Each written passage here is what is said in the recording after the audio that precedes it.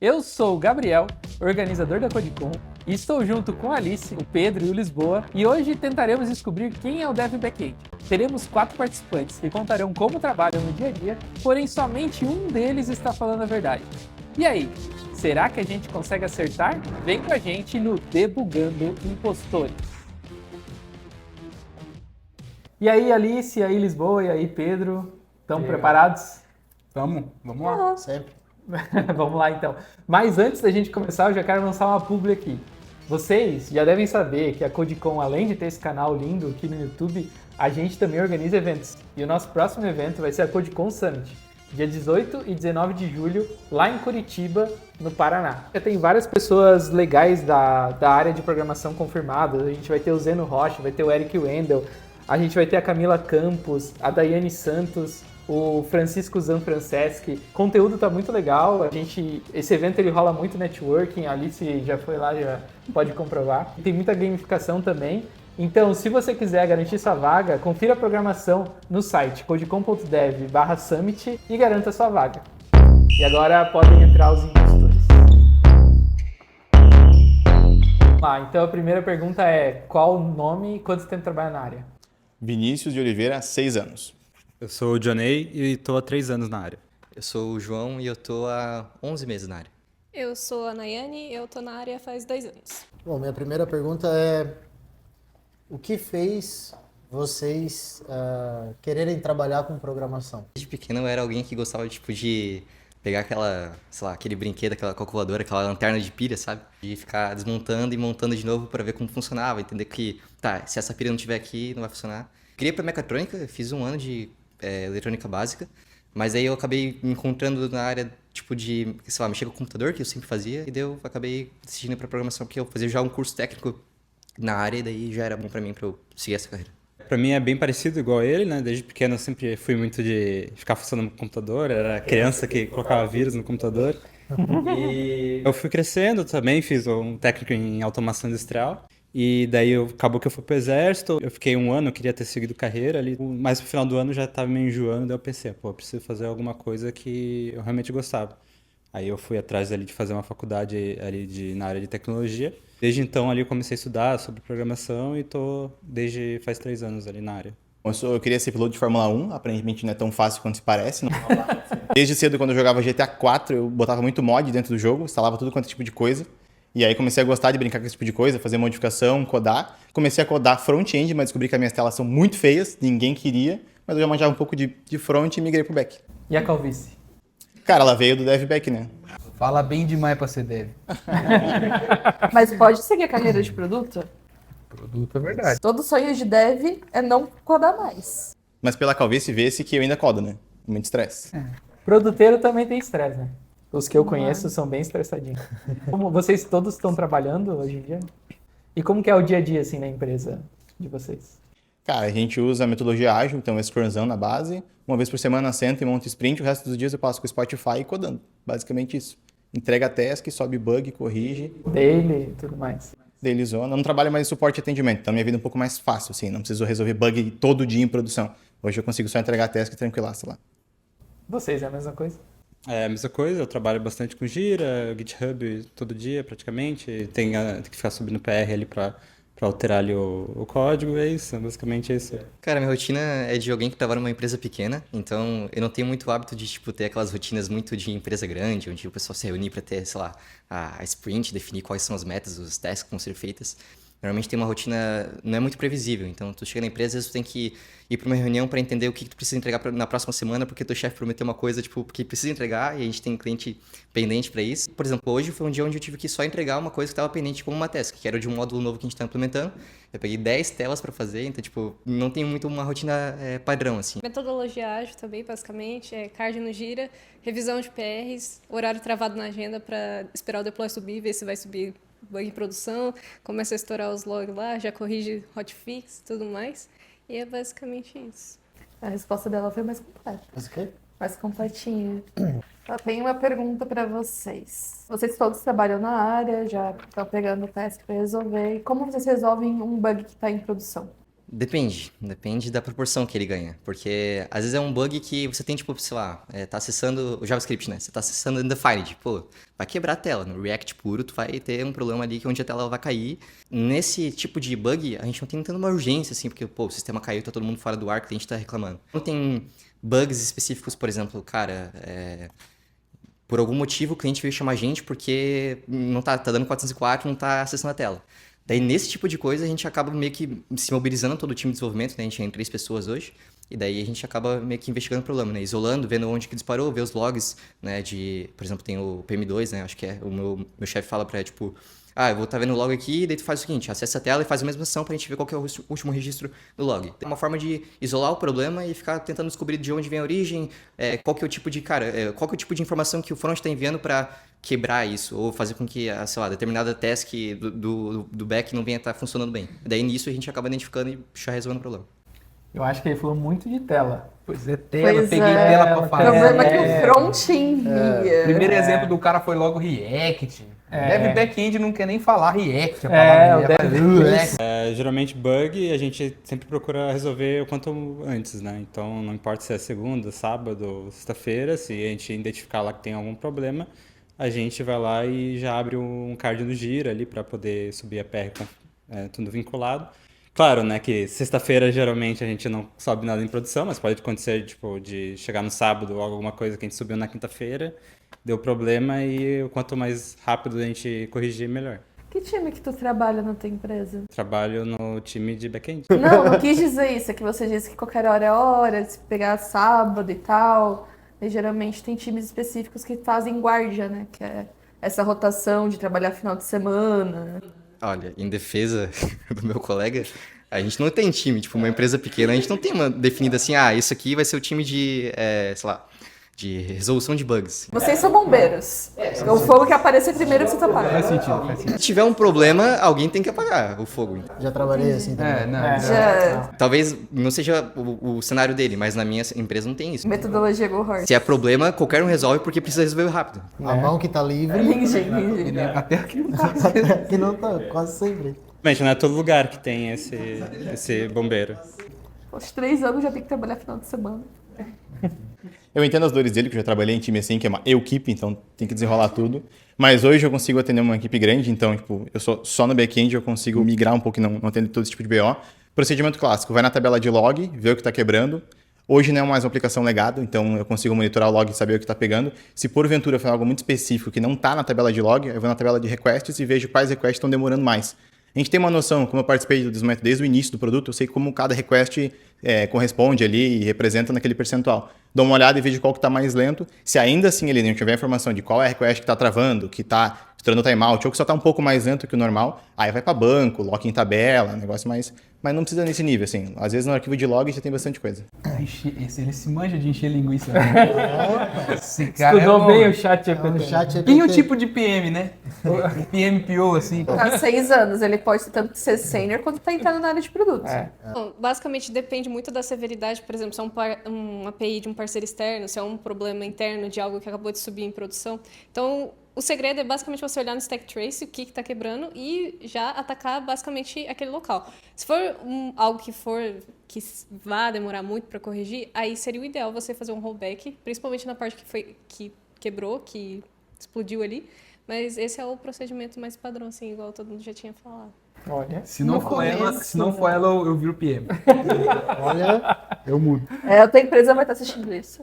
o guidebook tá na ponta da de língua. graça. Apareceu bastante Não, mas uma no começo eu dev tava sênior. bem decidida de quem Pareceu era. bastante Agora um eu tô back-end meio- ali falando. Pô, manter um stack trace, severidade. Vamos- rollback. Tem outro votar? bem Vocês querem votar? request, Deadlock. Eu tenho mais uma pergunta ainda. Quer mais uma antes de votar? Fazer uma pergunta pro Vinícius lá. Direto, assim. Eita, porque nós. presta atenção no que ele tava falando antes.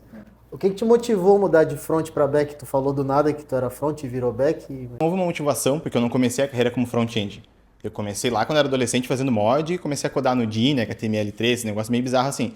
E aí as telas que eu fazia, eu mostrava para familiar e as pessoas falavam, nossa, isso aqui tá medonho. A minha mãe falava que tá feio. Então quando a mãe do cara não aprova o negócio, cara, tu tá muito longe de ser um dev front. Aí eu gostava de codar, mas ninguém gostava das minhas telas, eu fui pro back-end, basicamente. É que eu comecei no JavaScript para fazer coisa no front. E aí no JavaScript eu meio que me limitei a só aquilo ali. E aí do JavaScript eu fui entrando para umas drogas mais pesadas, assim, Python, C Sharp, C, e assim foi. Eu penso pior que eu me identifico, eu mexia muito no Tumblr. E ali o Tumblr tinha CSS liberado. Pô, a mãe do template cara liberado. fazia code review. Mas era mais um tela review ali, Screen né? review, né? Screen review. Vamos votar? Vamos. Vamos conseguir gostar da Tem resposta um. dos outros. essa Vai, pergunta, mas vota aí, deixa. Lisboa, então. Quem tu acha que é? Que eu acho que é o que não, Não, é. Não, pra que não é, eliminar. pra eliminar, né? Pra eliminar, né? Isso. Eu acho que o mano de... O João. Não é o back-end. Eu vou Sorry. votar no Johnny. Eu também vou votar no Dionei por causa de uma coisa muito específica que ele falou. Ele falou que o BR para alterar os códigos. Ninguém fala BR para alterar os códigos. Tô meio, tá meio suspeito, Pior que cara. é verdade. Até coloquei aqui em cima se é deve ou não. Ele me Pode- pegou ele falar que ele era quem botava vírus. Entendeu? Tipo, Você não vai botar É, vírus no seu é próprio isso. computador se tu conhece, né? né? Eu tava falando da minha infância. Da minha infância. Não, foi nessa época como que eu já tinha começado a gostar de computador. É que tem escola técnica, por exemplo, que ensina vírus. Tem, eu aprendi. Pra aprender segurança, tu aprende como funciona o vírus. Já vi algumas pessoas em que estão E no tu, laboratório. Pedro? Vota em quem? Vai com a gente ou vai empatar? Cara, não. Como é que tá os votos aí até agora? Um pro João e 2 pro Johnny. O meu voto inicial vai ser no Vinícius. Eu achei muita... 6 anos, né? Cara, são 6 anos, né? 6 anos na área, daí... Só que pior que faz Mas é sentido. meio uma óbvio que ele é da área. perfumada boa. Hã? Acho que Mas ele parece ele é muito de que ele é da tech, área. mas Não, não eu deve. acho que ele é da área, mas eu acho que ele é front. Então é isso? Johnny eliminado nessa rodada. Valeu, Johnny. Obrigado. Johnny. Ele nem desenvolvedor é. Não? Não. Ele fala de código como se fosse um negócio meio É, ele abstrato. meteu um PR ali no meio, parece que O PR de foi a alterar única os coisa códigos. parece que foi a única coisa que ele estudou, né? Que quando ele mandou o PR dos códigos, ali eu fiquei balançado. Será que é ele ou não? Tentei eliminar o Vinícius porque ele, tipo, chegou muito fofarrão, assim. É, falando demais, não parecia dev, né? Meu? E ele fez questão de, na primeira fala dele, falar eu comecei no front, daí eu fui pro back, mas não explicou por quê. E aí, segundo round, alguém quer puxar alguma pergunta? Tu tinha uma pergunta, né, Lisboa? Qual que é a senioridade de vocês? Pleno. Eu sou júnior, mas dando um pouco de modéstia para a resposta, eu sou um júnior que teve que fazer tudo na empresa. Então eu tive que seniorizar rápido. Sênior de 2 O anos. famoso sênior de 2 anos. De 11 meses, né? Sou sênior de 2 anos, mas eu me considero um júnior aspirante a pleno ali. Então eu tenho um bom conhecimento assim, o suficiente para que eu lide com responsabilidades maiores. Né? Eu sou júnior também. Pedro comentou se a linguagem que vocês trabalham fosse um animal. Qual seria? Eu trabalho com C Sharp e eu acho que ela poderia ser tipo uma capivara. Ninguém ama, mas também ninguém odeia, entendeu? Ela tá ali, faz o trabalho dela, não tem grandes problemas, não causa muito. Ninguém fala tão mal, mas também ninguém tatua no braço, uma capivara. Trabalho com JavaScript. Um animal mais parecido assim seria, sei lá, um camaleão, porque tipo, ele se adapta a qualquer tipo de cor e o JavaScript é muito volátil, assim, tipo, você consegue... É versátil, na verdade, a palavra certa, né? Ele consegue tanto fazer, tipo, front com React, como eu tinha comentado antes, como, sei lá, com Node no back-end também, que é uma das soluções para isso. Então, acho que talvez seria o camaleão mesmo. JavaScript podia ser um pato também. Que ele nada, voa, anda e não faz nada direito, entendeu? Exatamente. Por isso que eu gosto, por exemplo, de Python. Que Python, para mim, é uma das...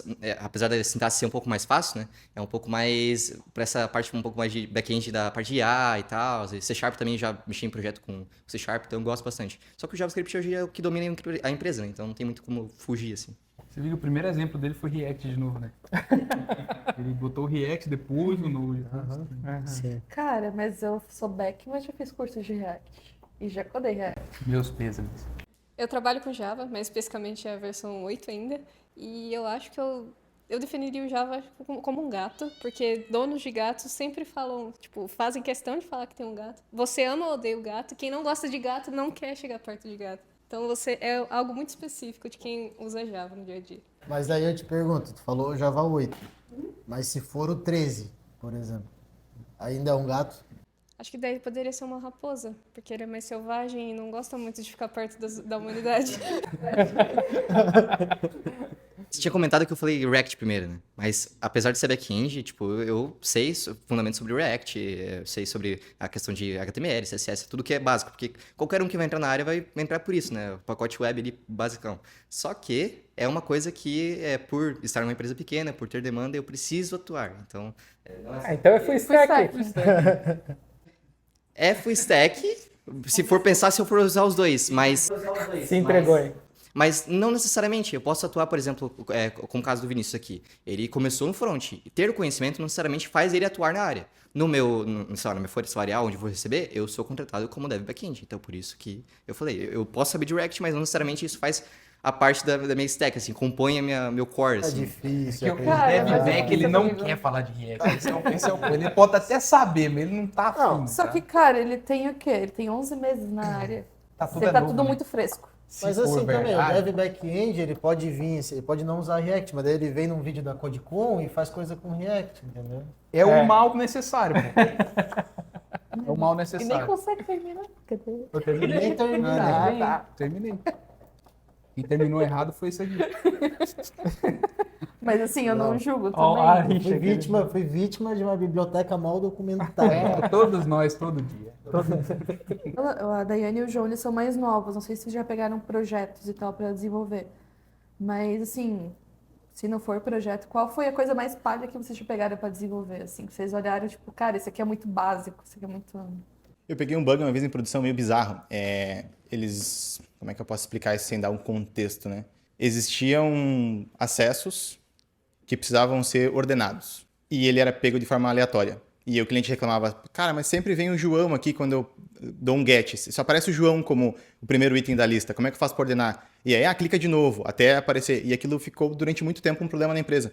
Até um dia que eu cheguei e falei, cara, só bota uma data. Data, última modificação, ordena por ela, sempre para pegar o que não foi utilizado a última vez. E aí fez na cabeça da galera, assim, resolveu um baita problema, que tinha um botão de reload na tela, que os caras ficavam clicando até o primeiro elemento da lista não ser o último que eles clicaram. Eles queriam um novo elemento. E aí foi colocado uma data, ordenado por ela, e aí sempre era o não utilizado da última vez. E o banco sofre. O banco sofria, coitado do João, era toda vez o primeiro listado, e aí foi resolvido dessa maneira e todo mundo, nossa senhora, salvou a pátria. Um campo de data. Era mais de cliente, né? Que é suporte ao cliente.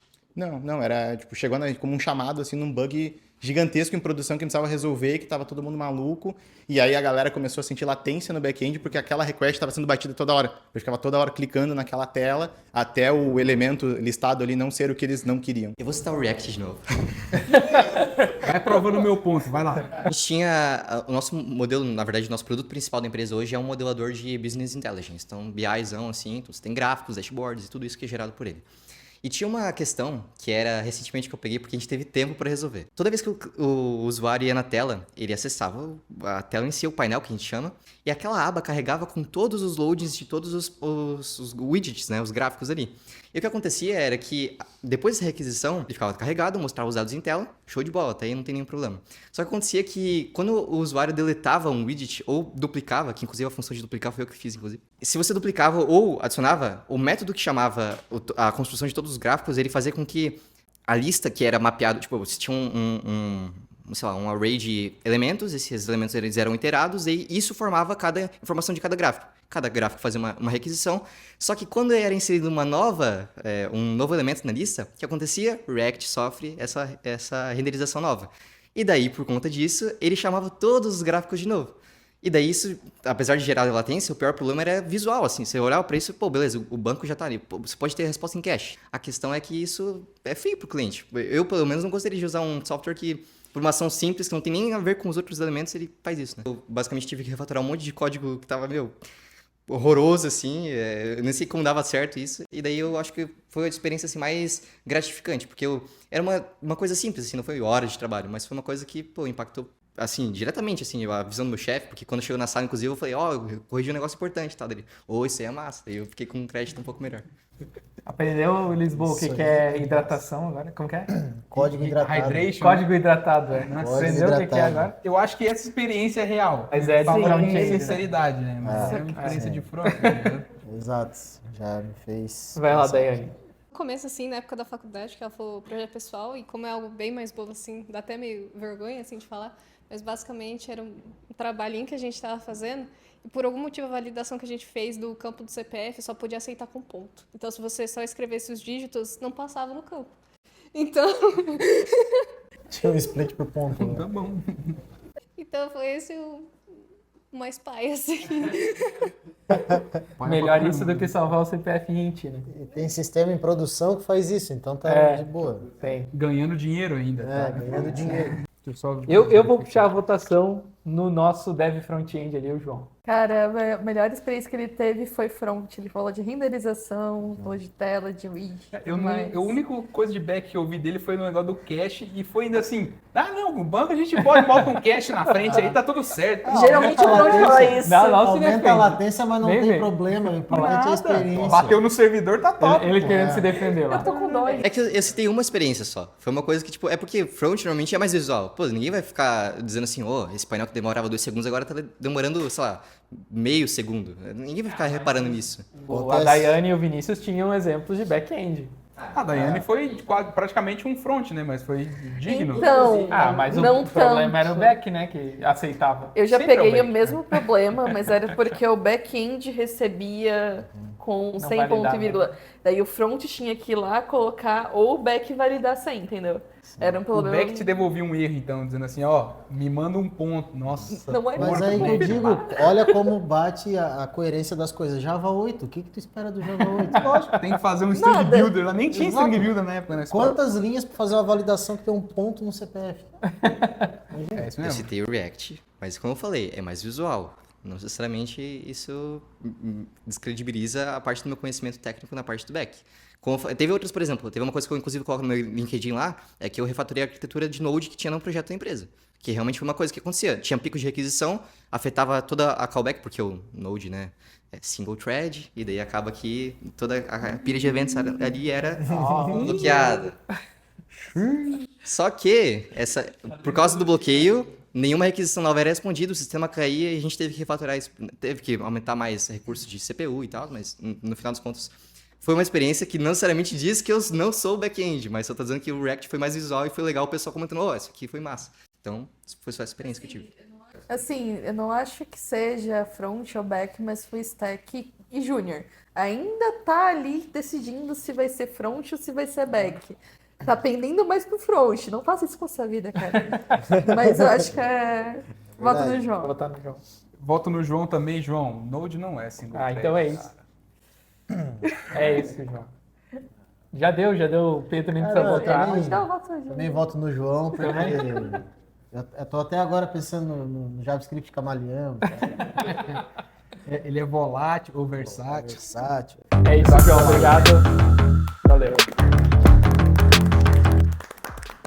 Quando ele falou que o Node era single thread, Sim. já me bateu. Cara, dev back-end, Node, sabe que não é. Cara, ele só fala de front-end, de tela, de widget, rate, daí O primeiro exemplo dele já foi, hoje eu fiz não sei quantas telas. refatorei o Node. Esse ali é front-end, com certeza. Né? Cara, o foda é que ele não dá exemplos de back-end, ele só fala de front-end. Daí, se ele for back-end, é um back-end que ama front-end. É verdade. Mas ele... Acho que não é. Eu acho que ele é reacteiro. Reactor, Não tem como. Se ele não for reacteiro, próximo episódio, vou programar. Eu vou cobrar. Gente, só uma errata aqui. Eu chamei a Nayane de Daiane, porque eu tinha escrito o nome dela errado aqui. Então, perdão, Nayane. Vamos lá. Quer puxar a pergunta aí? Bora. Essa aqui é boa, hein? Polêmica. Monolito ou microserviço? Depende. É sênior, hein? Vamos anotar. Todo deve Justifique sua resposta, vai. Não, é que microserviço não é uma bala de prata para qualquer arquitetura que você vai construir. Então, depende muito do que você quer entregar e o que o seu sistema se propõe a fazer. Não adianta você colocar um microserviço no CRUD de, sei lá, que só lista os seus clientes. Não serve, não faz sentido. Concordo com ela, realmente, um produto muito pequeno não vale a pena, mas as minhas experiências, que geralmente foram produtos grandes, eu só trabalhei com monolito que me deu muito estresse e os microserviços sempre foram mais fáceis de lidar. E aquilo que eu comentei, de identificar um bug, olhar log, é mais fácil de mapear onde é que tá, eu vejo em qual arquivo de log que tá, consigo definir onde chegar mais fácil no erro. No monolito, cara, tem ali milhões de arquivos para valer. Então, se eu puder escolher, eu vou para microserviço. Me estressei mais com monolito. Tu trabalhou com monolito ou com legado? Eu comecei com legado em monolito, me estressei muito, migrei de empresa, que é microserviço, um negócio um pouco mais moderno. Aí, então as minhas experiências me tendem sempre a ir para o microserviço. Sabe o que me pega? Só um comentário antes. A Nayane foi a pessoa que mais soltou, como que é? Jargões de programador. De back-end. E ela tá Bala forçando de isso, né? prata, rollback, stack trace. Mas eu fico Bala de pensando, se prata ela é for brabo. O front, bala de prata me pega, sabe Me por pega. quê? Eu tenho uma história. Porque, tipo, eu era programador que eu tinha uma agência de propaganda. Então eu nunca me envolvi na área de desenvolvimento, assim. E daí, quando eu comecei a CodeCon, eu comecei a organizar evento e, cara, todo mundo fala bala de prata. Pra Daí tudo. que eu descobri que tem um livro lá que fala bala de prata, não sei o que, né? só que eu fico pensando quanto tempo ela deve ter estudado pra pegar todos os jargões e não tremer na hora de usar falar. certinho. Por isso que tá na final, né? Ela não treme na hora que fala, cara. Tá usando certinho. Pois é. Não é um Ela pode ser uma atriz! Pô, eu sou sênior e falo errado. Mas eu tenho uma pergunta pro Vinícius, já que ele tocou nesse Ou o assunto Vinícius de, pode ser um ator também. de microserviços tão Pode ser, pode tanta ser. vontade, assim. Não muita vontade não. Cara, é aquilo, eu comentei, as minhas experiências me levaram um pouco mais fácil para microserviço, me entendo melhor. Eu queria saber de ti, assim, tipo, por exemplo, quando um microserviço dá pau, como é que é a tua estratégia para descobrir que foi microserviço X que deu problema?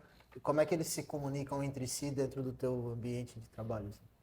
Cara, a primeira coisa quando o microserviço dá pau. Geralmente o DevOps não atualizou os arquivos de variáveis lá e tem o microserviço com a rota errada. Subiu com o localhost para produção e a rota tá apontando, o microserviço A está apontando para localhost e não consegue comunicar com o B. Aí ele parece que está zoado, mas na real é que a rota com que ele está se comunicando não existe. Subiu um arquivo errado. Então é muito comum isso acontecer. Aí eu vou no arquivo de log, de parâmetros e vejo que todas as rotas estão certinho, está apontando para todo mundo.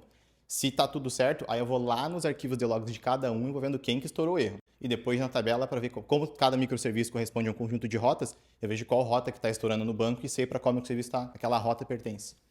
E consigo mapear dessa maneira. Por isso que eu gosto tanto de microserviço. Que eu consigo identificar mais fácil. Ou tá no banco, ou tá no arquivo de log e é isso. Assim, eles têm propriedades bem definidas, responsabilidades bem definidas. É mais fácil de mapear um BO. Tem essa questão de rota errada e tal, mas se um microserviço cai, isso eu já peguei na prática, assim, caiu. Como você trabalharia em outros microserviços para esperarem as respostas e tal, e não ter essa divergência entre um microserviço e outro que se comunicam? Sim, pensando em sistemas distribuídos em si, depende da forma que esses microserviços estão programados para se comunicar entre si. Por exemplo, o microserviço A caiu e o B precisa dele para atualizar uma listagem. Bom, se o B está esperando, o C vai ficar esperando o B. Isso não funciona. Depende do serviço e da mensageria que você vai colocar ali. Se é uma fila síncrona, se espera, se retorna erro. Depende muito de como o seu microserviço vai estar propriamente dito. Então, depende. A sênior de 2 anos, fala Tá difícil, depende. Lembra que eu comentei das rotas, que um tem que estar apontando para o outro? Se tem um microserviço A que está dando problema e o B e o C apontam para ele, eu vou no B e no C e tiro a rota do A, para que eles parem de se comunicar com esse cara. Então, beleza, já está dando problema, já está parado a produção, mas pelo menos eu consigo isolar aquilo ali e parar com que esse A que está com problema passe a executar coisas enquanto ele estiver quebrado. Eu tiro a comunicação dele com todo mundo em volta, derrubo o serviço dele mesmo e aí a gente resolve bem. E aí vai no banco e tal. E para manter o banco atualizado? Cada microserviço tem um banco. E tem um job de hora em hora que sincroniza tudo. Esse job só vai sintonizar coisas que precisam ser compartilhadas pelo microserviço, né?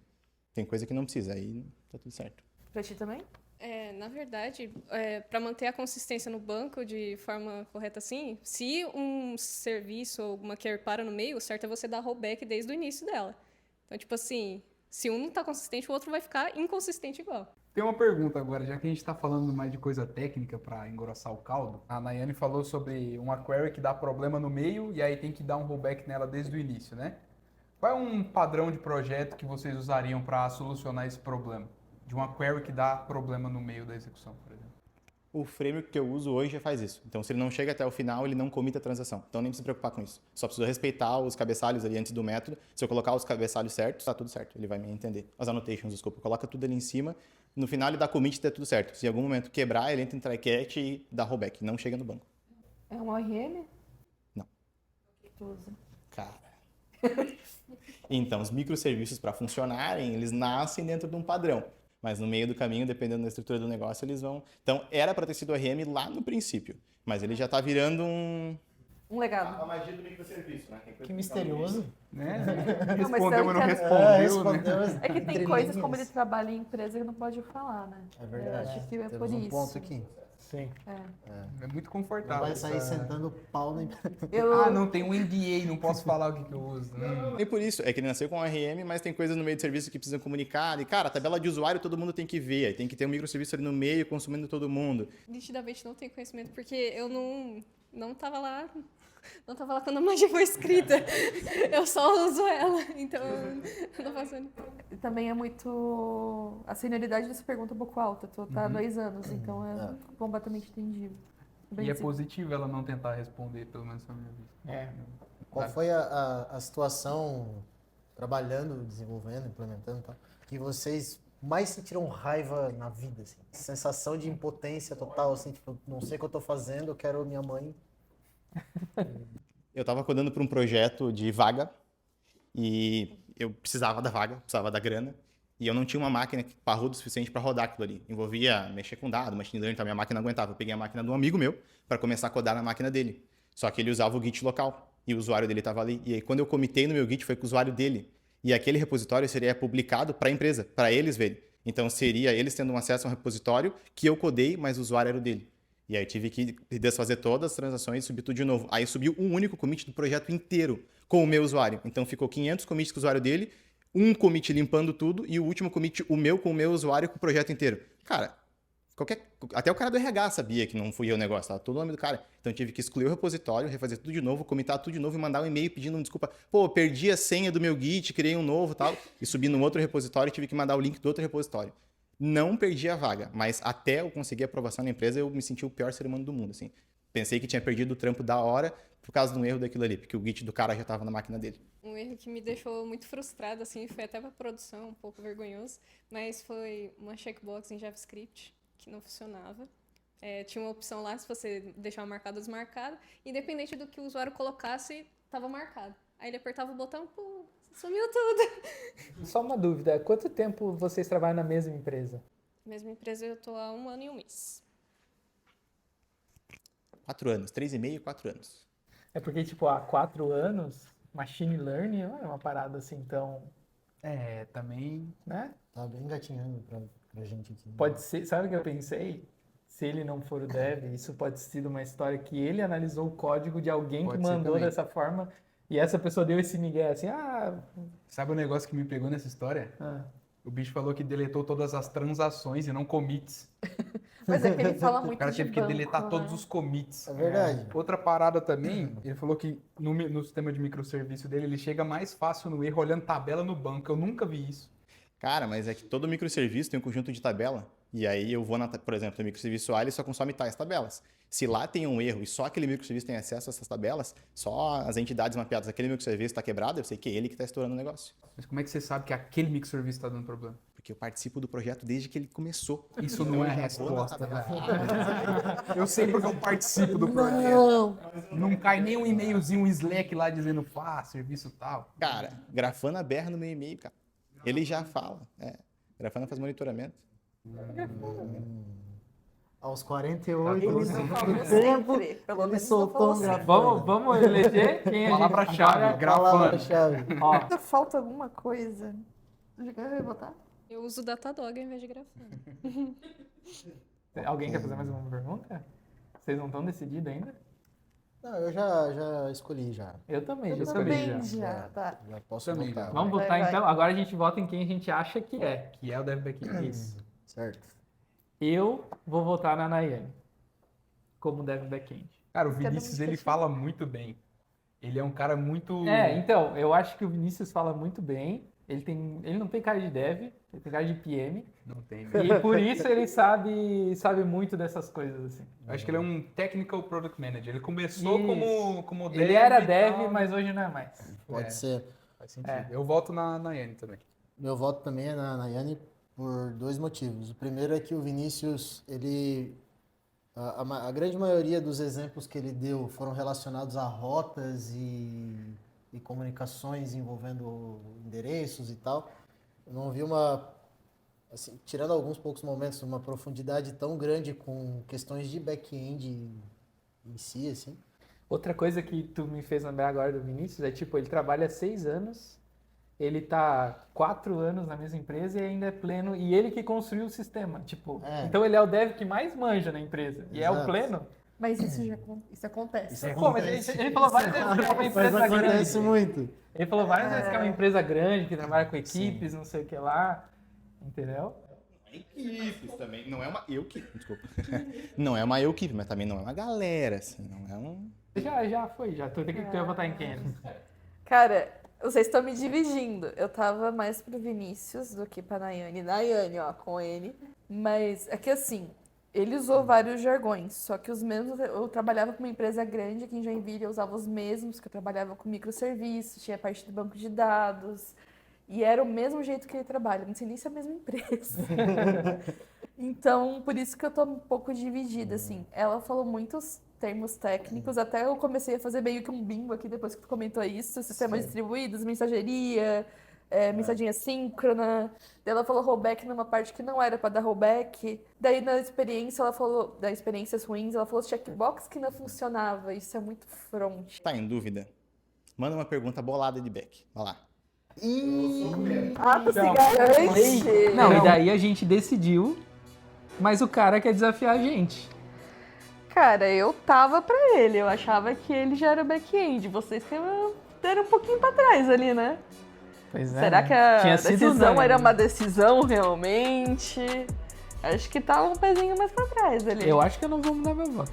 Mas ele parece muito um PM que entende muito do assunto e que sabe falar jargões técnicos. Mas não tem aquele tipo de desenvolvedor que... Sabe aquele desenvolvedor que é meio vereador? Que é aquele desenvolvedor sociável, que gosta de falar e tal, que é aquela pessoa que é mais dev hell também. É aquela pessoa que sabe do que fala, mas também dá uma engabelada pra conseguir puxar assunto. Pra mim, ele parece essa pessoa. Ele fala com propriedade, ele sabe o que ele fala, mas ele também dá aquele vereadorzinho, assim, de chamar as pessoas pra dele, sabe? Pra mim, ou ele é PM ou ele é tech lead. Uma pergunta só pro Vinícius pra decidir se a gente muda a nossa opinião ou não. Lembre-se pleno, 6 aninhos. Vinícius, como um bom back-end, mesmo sendo pleno, você acaba tendo um conhecimento amplo de padrões de projeto. Justo. Natural. Eu sou do C Sharp. Melhor ainda, Tá. explica pra mim o que é Saga Pattern. Cara, eles não votar em ti, porque eu não faço ideia, velho. Nunca trabalhei com esse negócio, não. Manda a pergunta cabeça de Cara, ser sênior também não sabe? Pois é. Me ajuda ali. Cara, vocês comentaram que eu falo muito de rota, porque a gente fala muito de problema. Ele tá querendo engambelar a gente de novo. Começo sempre por rota, até chegar em algum BO de código, de back, algo nesse sentido. Mas é a porta de entrada do monitoramento de log, você vai em rota. O Grafana me fala qual é a rota que tá lenta. Tá, eu posso fazer uma pergunta. Vai. Assim, Gambelou e não respondeu. eu acho que ele vai E saber não responder, mas eu respondeu, quero voltou que pra ela rota. responda também. Porque querendo ou não, se eu quero votar nele, quer dizer que tu precisa me convencer também. Beleza, o sistema tá em produção, tá funcionando, de repente começa a travar. Tu vai lá ver lá nos logs, banco de dados está consumindo todos os recursos e tem uma carry de algum relatório que está consumindo todos os dados. Tu sabe qual é a carry, já viu os logs, como tu faz para prosseguir? A gente usa um framework que por trás tem um entity framework, que é quem converte as consultas bonitinhas lá em código mesmo, em select. Esse cara às vezes faz umas consultas bizarras que daí dá subconsulta lá dentro e estoura o banco. Só que o entity framework tem a opção que você dá um true em algum método e ele começa a logar num arquivo as consultas que ele faz mesmo. Então você pega aquele select, joga no banco e vê o consumo daquela consulta, adapta ela e aí ou joga para o entity framework como consulta mesmo, abre aspas, joga ela lá dentro, otimizada, usando as chaves que você precisa, ou então ajusta em framework para ele não gerar uma consulta tão bizarra. Geralmente é ele que estoura a consulta em banco. Tu sabe ver qual é a carry que tá travando? Não. Aí eu vou voltar, eu consegui rota, na rota eu chego no método eu chego lá na entidade e eu consigo ver quem O é que old tá estourando. school ali, quer saber a carry na mão, matar ela, tu não pegaria. Não, eu tenho que debugar, dar o true lá no anti-framework para ele colocar exatamente como ele está escrevendo a consulta para mim. Geralmente eu subconsulta ali dentro. Tá. Tu é João, essa resposta boa. Mas aí ele engabelou um pouco. O Jé gambelou pra caramba, ele faz todas as respostas dele. O bicho tá com um sabonete, cara. Meu dia a dia, por exemplo, que quando tem algum select assim, normalmente sempre estoura timeout, erro de timeout. Mas assim, os erros que eu presenciei, assim, que a requisição do banco tá no teto, reiniciaram. Já reiniciar a máquina ali de produção e... É que a produção já tá travada, né? Já tá dando bosta, não vai rolar mais nada, né? Exatamente. Reiniciou o servidor. Do meu. Cara, agora eu fiquei na dúvida. Eu vou me manter no Vinícius.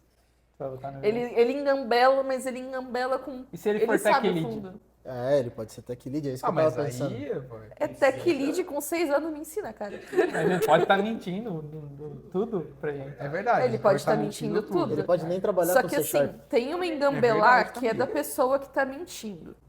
Tem um engambelar que a pessoa sabe do que tá falando, mas ela tem muita lábia. Daí ela acaba engambelando, mas ele sabe do assunto. Tá, vamos tomar uma decisão, senão o vídeo não acaba. Tá, beleza. Eu Vai, continuo no Vinícius. Pedro. Nayane. Lisboa? Cara, Foi no essa Brasil. última pergunta me balançou. Vamos empatar? Eu vou empatar, eu vou no Vinícius. Quer mudar, Pedro? Tu quer mudar? Não. Não delegue suas decisões. Não, é pra gente ver quem que tá mais indeciso. Porque eu também fiquei meio balançado. Então eu aceito trocar pelo Vinícius. Então tá bom. Então a mesa decidiu. Vinícius é o nosso dev backend. Agora vamos voltar todo mundo pra gente ver quem é o real dev backend. O verdadeiro dev backend deu um passo à frente.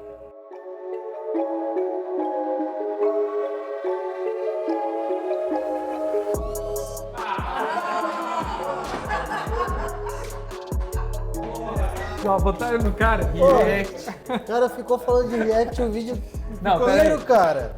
A gente vai falar com ele por último. E aí, Vinícius, tu é o quê? Cara, eu sou startupeiro. Trabalho na tecnologia, mas tenho uma empresa na área. Tá, mas tu já foi dev? Fui dev os primeiros 3 anos da minha carreira, mas depois abri negócio e faz um tempo que eu não codo mais. Olha que tinha um negócio ali. Ele sabe Sabia, só engambelar. rota, tá- só para na rota. Faz pitch de venda, investidor, pá, manja. E tu, Johnny? Então, eu sou analytics engineer, na verdade. Eu já trabalhei com suporte, com infra, com analista de dados, com analytics engineer, mas desenvolvimento nunca cheguei nem perto. Tá explicando o cabelo branco. R pra alterar código. É verdade. Vai lá, Nayane. Eu sou de um time chamado Soluções Técnicas. A gente presta suporte operacional para os atendentes que prestam suporte ao cliente, basicamente. Mas eu sou voltada para o front-end. Ah, olha aí. Pô, só decorou o jargão Olha, então, se hein? tu é front-end, vai pro back, tu é boa. Não quer, não. Falou do Java 8 só pra bater Na tecla, hein? no negócio. Agora veio o front E quebrado. tu, João? Primeiro de tudo, eu tinha que fazer o papel de alguém que é front-end, porque meu linguajar é totalmente de back-end. Então, por exemplo, o fato de estar numa empresa pequena me ajuda muito a ter esse domínio de, tipo, pô, o React sofre renderização nova, então eu já tinha um pouco de, né, um arsenal aí de conhecimento para falar. Mas eu sou um dev back-end, que começou assim como a maioria das pessoas na web, então eu estudei JavaScript, HTML, CSS, só que por entrar na minha empresa, eu comecei a destinar meus estudos para a parte do back-end. Então, eu atuo hoje, né, por exemplo, eu citei algo que realmente é um fato que aconteceu. Eu refatorei a arquitetura de Node que a gente tinha na empresa. E o Node é single thread simple. O Node, tu consegue ele ser mais... Tu consegue criar novas instâncias do Node, né? Usando, tipo, o cluster da vida, enfim. Ou worker threads. Mas o Node, por padrão, na verdade, ele trabalha com uma thread para o event loop e 4 threads para a thread pool dele, que no caso faz a operação de I.O., né? Então, Olha aí. é um 1 ponto... mais 4 é quantos? É 5. Não é um single, então. Mas, por padrão, nativamente é single thread. Mas eu entendi o teu ponto. Realmente, o Node, por padrão, ele pode usar mais threads do que o normalmente usa, né? Mas, enfim, eu sou back-end. Hoje, na empresa, por questão de necessidade mesmo, eu sou alguém que atua na parte de front-end, né? Não como stack principal, mas eu atuo se tiver, pô, criar tela, refatorar alguma coisa de uma tela de renderização, pô, eu sei fazer, então eu tenho essa capacidade. Mas eu, inclusive, agora, eu tô destinando meu estudo agora para a parte de Machine Learning, LLMs, então eu vou fazer uma pós-graduação, inclusive, começar mês que vem. Então, minha área, tipo, realmente de estudo, assim, que eu gosto e tenho paixão é back-end. 11 Parabéns. meses na área, cara. Eu tenho 11 meses, né? Por curiosidade, por que tu ingressou tão tarde na área se tu se formou? Eu ainda não me formei. Eu vou me formar mês que vem agora, em junho. E logo em seguida eu já quero dar início da minha pós-graduação em inteligência artificial e aprendizado de máquina, né? O machine learning. Então, essa é a minha área, tipo, de paixão hoje. Então, eu tô estudando, inclusive, matemática para isso. Então, tipo, álgebra linear, cálculo, essas coisas mais chatinhas, assim, de quem é front e normalmente não gosta, né? Deu ruim. Caraca, ele me enganou muito bem, velho. Eu não imaginava que ele ia ser back-end. Pra mim ele era front, cara, já era. E a gente sabia que eles podiam mentir. Entendeu? E ele só mentiu. E a gente caiu igual um pato. Eu acho que ele me enganou muito bem, ele falava de React o tempo todo, e as experiências dele sempre começavam com React. E a única do Node mesmo que ele falou, teve aquele detalhezinho ali do single thread. Sim. Que... Pô, sabe como é que eu me senti? Eu me senti um cara de RH que contrata errado. Muito bom. Tá ligado? Deixou o talento passar, tá ligado? O cara passou todas as etapas pra contratado e, porra, erramos violento. Contratou startupeiro. O cara que melhor se vendeu, tá ligado? O cara que vendeu o pitch. Tá aí, galera, não estudem coisa técnica, venda o isso seu aí. pitch. Toda pergunta que a gente fazia, ele falava, ele primeiro dava um exemplo de front-end, Sim. e daí quando a gente questionava, ele falava de back-end. Então, como a gente estava tentando descobrir quem é o dev back-end, a gente... Não, beleza, ele é front, ele tá aqui, ele entende, ele é programador, mas ele é front, tudo bem. Sem preconceitos, né, Alice? Sem preconceitos, vamos... Fale por você! Mas não, front-end pra mim não encosto, não tenho preconceito, tem até amigos que Tem são. amigos que são. Mas assim, ele tendenciou a gente a pensar que ele era front, e assim, não tinha o que ele falasse, ele podia mostrar que ele sabia back. Mas ele mostrou muito sobre front também. No máximo, ele é full stack, né? Ele era full stack. Daí acabou Mas que a ele gente mostrou não- muito mais do front do que do back. Vamos tapeados. Vamos tapeados. O nosso ator ali, Vinícius, olha lá pra câmera e pede pro pessoal se inscrever. Se inscreve aí, ó, o trabalho aqui, ó, o menino ali, ó, tendo que estudar álgebra linear. Pô, pelo amor de Deus, o teu trabalho é só clicar no botãozinho. Valeu.